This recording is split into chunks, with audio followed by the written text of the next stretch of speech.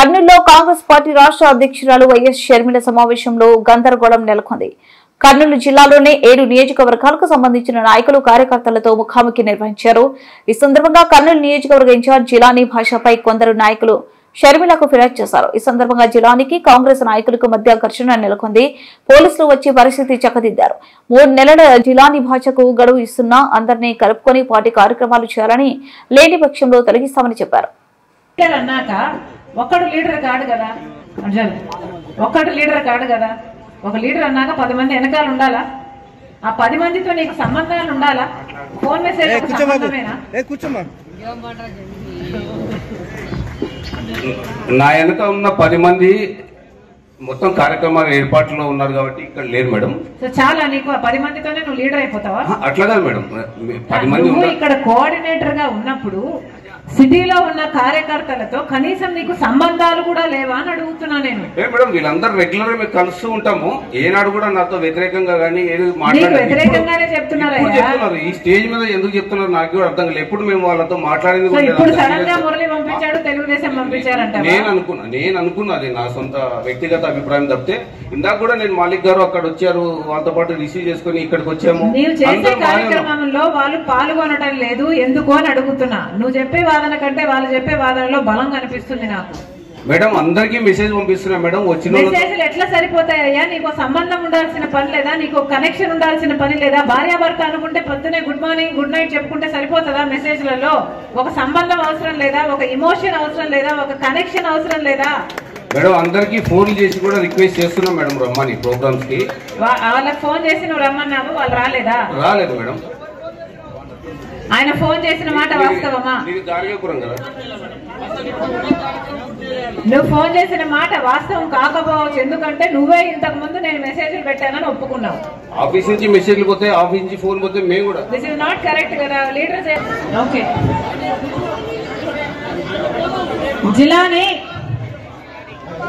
జిలానీ ఈ రోజు నుంచి కోఆర్డినేటర్ గా అందరినీ కలుపుకొని పోతాడని భరోసా కలిగించాల్సిన అవసరం ఉంది. 3 నెలల తర్వాత జిలానీ కోఆర్డినేటర్ గా ఉండడు కాబట్టి ఎవరెవరైతే మేము కాంగ్రెస్ పార్టీ కార్యకర్తలము అని అన్న ప్రతి ఒక్కరిని మీరు కమిటీలో అకామిడేట్ చేయాల్సిందే. ప్రతి ఒక్కరితో మీకు ఒక కనెక్షన్ ఉండాల్సిందే. అసలు లీడర్ అన్న వాడు వెనకాల 10 మంది లేకపోతే లీడర్ ఎట్లా అవుతాడు? లీడర్ అన్న వాడికి ఏదన్నా కష్టం వస్తే వెనకాల 10 మంది జెండాలు పట్టుకొని గొడవ దిగకపోతే వీడు లీడర్ ఎట్లా అవుతాడు? కనెక్షన్ లేకపోతే వాళ్ళ లాయల్టీ మీ వైపు ఎందుకు ఉంటుంది? మీకోసం ఎందుకు కొట్లాడతారు వాళ్ళు? లీడర్ గా మిమ్మల్ని జైల్లో వేసారు అనుకుందాం. ఓకే, మిమ్మల్ని జైల్లో వేస్తే 100 మంది వచ్చి కొట్లాడాలి జైలు బయట అంటే మీకు ఉండాలి కదా వాళ్ళు. మీరు మెసేజ్ ఎక్కువ, ఏ కమ్యూనిటీ తక్కువ కాదు. ఇలా చేస్తానని జిలానీ మాటిస్తే 3 నెలలు చూద్దాం. మైక్ తీసుకొని ఆయన మాట్లాడిన తర్వాత మాట్లాడు. ఎంతమందితో చేశారు? ఇప్పుడు నేను సిటీలోనే ఉన్నా, ఐఎమ్ నాట్ ఎనీవేర్. ఇప్పటిదాకా ఒక కార్యక్రమం చేసింది లేదు.